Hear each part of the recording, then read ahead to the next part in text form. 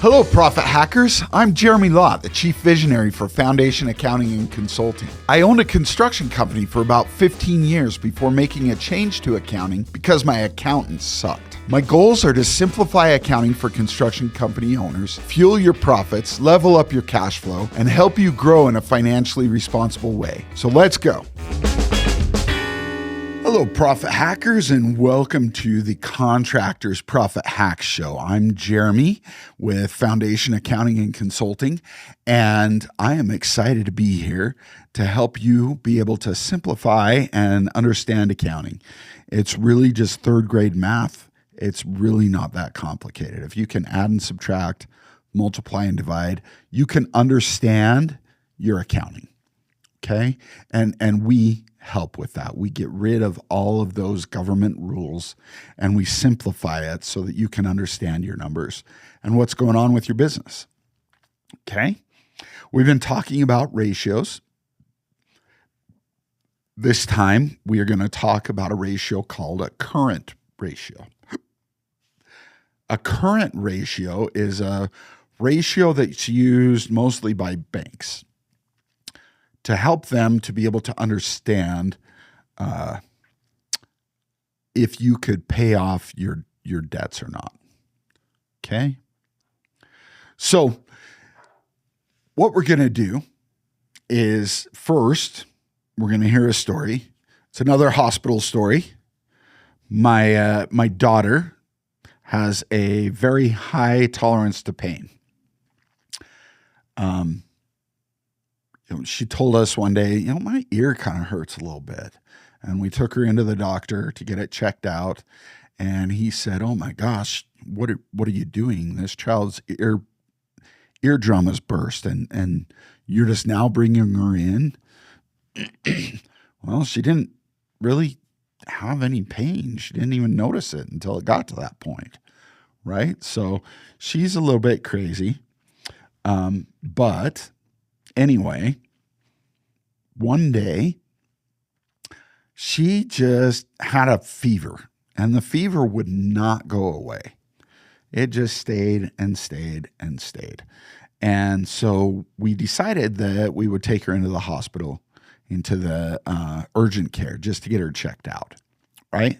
So we go into the urgent care and we do all the paperwork and the waiting and everything. And finally we're talking to the doctor and the doctor is looking through things and he's taking her vitals and the vitals aren't looking too good. Right? Her blood pressure was far too low. Her temperature was really high. Her beats per minute for her heart was really high. The numbers it didn't look good, right? But she wasn't really complaining of pain. And then before we were about to pack up and go home, she said, I guess it hurts a little bit right back here in my back,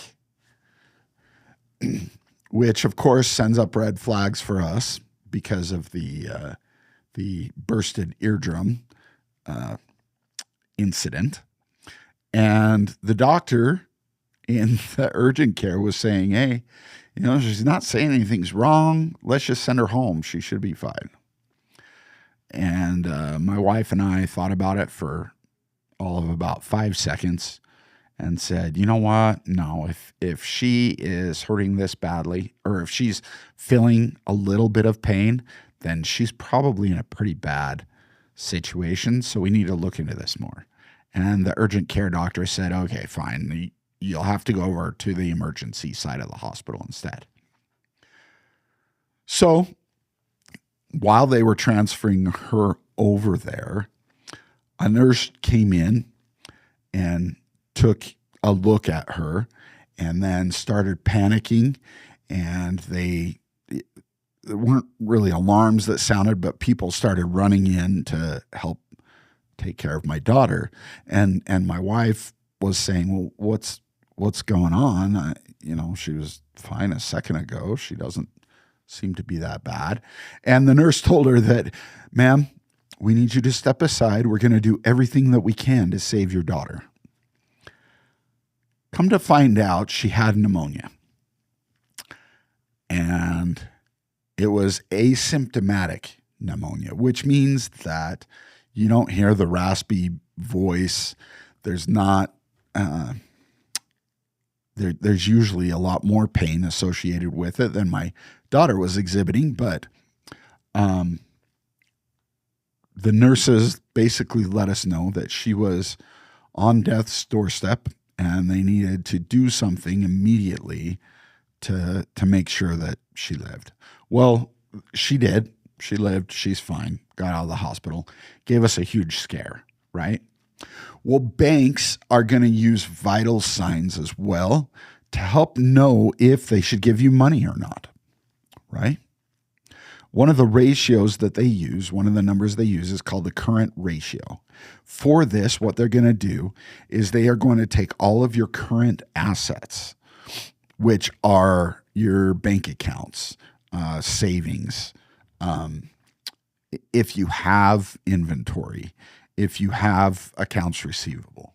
They're going to take all of those different numbers and add them up, okay, so that they know what your current assets are.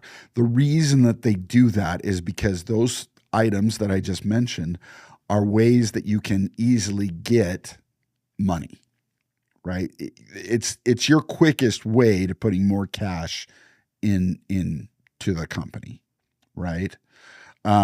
You could sell off your inventory as a fire sale and get some cash in. You could sell off your accounts payable and at a discount and get some cash in, or you can collect on the accounts payable. Any of those kind of things, right? Those are sources to get cash into the company really, really quickly. Okay. The other number they're going to look at is your current liabilities. Current liabilities includes things like accounts payable, which if you have accounts at your supplier, it includes those. It's also going to include things like your credit cards and any short-term loans that you may have, right? Things that need to be paid off within the next year. They're going to add up that whole number. So that tells us now, if things were in a bad way, we know how much cash we can get access to, and we know what we would have to pay off immediately in order to cover ourselves, right? And so we're going to take those current assets and we're going to divide them by those current liabilities. And the resulting number is our current ratio. Now, which number do we want to be higher? We want our assets and our cash to be higher than our liabilities, right? For a good lending ratio, a good current ratio for lending from a bank, you want to be about 2-to-1. So twice as much in your cash, inventory, accounts receivable, savings, those kind of things, twice as much in there as you owe on accounts, on credit cards, those kind of things. Okay. So about a 2-to-1 is what they're looking for there. That's kind of a rule of thumb for banks when they are looking to do some lending for you.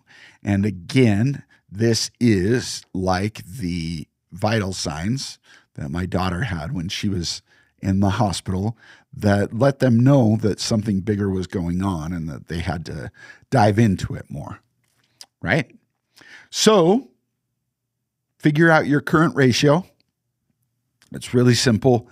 If you pull up a balance sheet, it actually has a total for current assets and a total for current liabilities.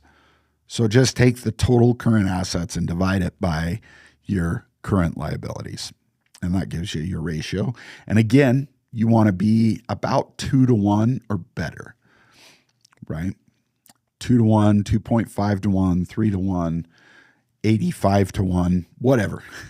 You want to have a better number if you are going to get lending from a bank. All right. So thank you very much. If you have any trouble at all calculating this or figuring it out, if you have any trouble understanding its applicability, reach out to me. Let me know. I'd love to chat with you. But for now, I'm going to wish you a good day, and make sure that you rate my podcast. Thank you very much.